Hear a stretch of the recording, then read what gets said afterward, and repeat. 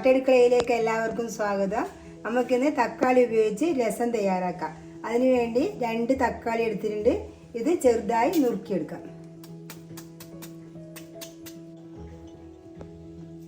തക്കാളി മുറിച്ച് കഴിഞ്ഞിട്ടുണ്ട്. നമുക്കിതൊന്ന് നന്നായി ഉടച്ചെടുക്കണം. ഞാൻ ഇതിൻ്റെ തോലി കളഞ്ഞെടുക്കാം. തക്കാളീൻ്റെ കൈ കൊണ്ട് നല്ലോണം ഞെരട്ടിയാലും മതി. ഞാനൊരു കല്ല് വെച്ച് നല്ലോണം ഉടച്ചെടുത്തിട്ടുണ്ട്. ഇത് ചട്ടിയായതുകൊണ്ട് മെല്ലെ ഉടച്ചെടുക്കണം. ഇത് കഴിഞ്ഞിട്ടുണ്ട്. ഇനി നമുക്ക് വെളുത്തുള്ളി എടുത്തിട്ടുണ്ട്. ആ വെളുത്തുള്ളി ഈ കല്ലിലിട്ടൊന്ന് ചതച്ചെടുക്കാം. വെളുത്തുള്ളി കുറച്ച് നല്ലോണം എടുത്തു. ചതച്ചെടുത്തിട്ടുണ്ട്. ഇനി ഇതിലേക്ക് ഇട്ടു. ഇനി ഇതിലേക്ക് 1 സ്പൂൺ കായപ്പൊടി ഇടുന്നുണ്ട്. 1 സ്പൂൺ കുരുമുളക് പൊടി,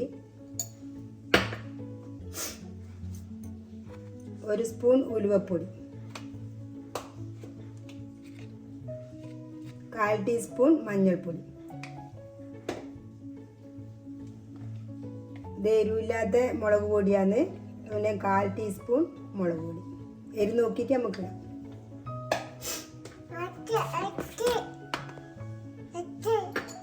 ഇനി 1 സ്പൂൺ മല്ലിപ്പൊടി.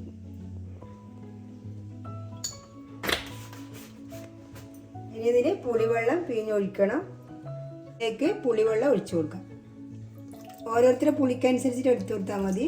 ഞാനിപ്പം കുറച്ച് പുളി ഒഴിച്ചിട്ടുണ്ട്. ഇനി ഇതിലേക്ക് ആവശ്യത്തിന് വെള്ളം ചേർത്ത് കൊടുക്കാം.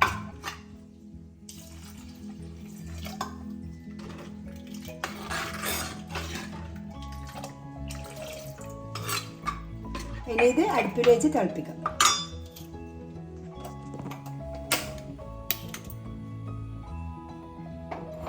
ഇതിന് നന്നായി തിളച്ച് വരട്ടെ. രസം തിളച്ചോ നോക്കാം. നന്നായി തിളച്ചിട്ടുണ്ട്.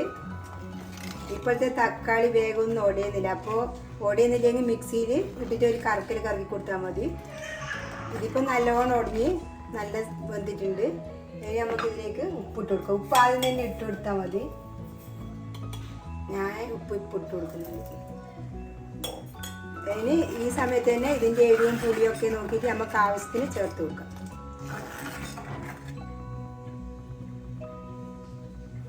ഇതെല്ലാം കണക്കാന്ന്. നമുക്കിതിലേക്ക് മല്ലിയില ഇട്ട് കൊടുക്കാം. കറിവേപ്പില ഇട്ട് കൊടുക്കാം. ഇനി ഇത് ഇറക്കി വെക്കാം.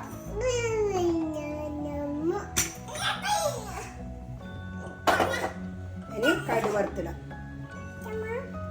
ഇതിലേക്ക് കുറച്ച് വെളിച്ചെണ്ണ ഒഴിച്ചു കൊടുക്കാം. ഇത് ചൂടായി വരട്ടെ. ഇതിലേക്ക് കടുക് ഇട്ട് കൊടുക്കാം.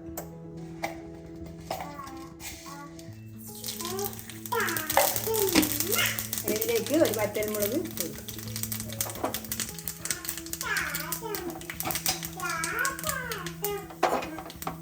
അങ്ങനെ നമ്മുടെ രുചികരമായ രസം റെഡിയായി. മഴക്കാലത്തെല്ലാം കൂട്ടാൻ പറ്റിയ ഒരു രസമാണ്. പക്ഷേ കുരുമുളകെല്ലാം നമ്മളെ ദഹനത്തിനെല്ലാം നല്ലല്ലേ. അപ്പോൾ ഇതേപോലെ എല്ലാവരും ഒന്ന് ഉണ്ടാക്കി നോക്കുക. എൻ്റെ വീഡിയോ ഇഷ്ടപ്പെട്ടിട്ടുണ്ടെങ്കിൽ ലൈക്ക് ചെയ്യുക, ഷെയർ ചെയ്യുക, സബ്സ്ക്രൈബ് ചെയ്യുക.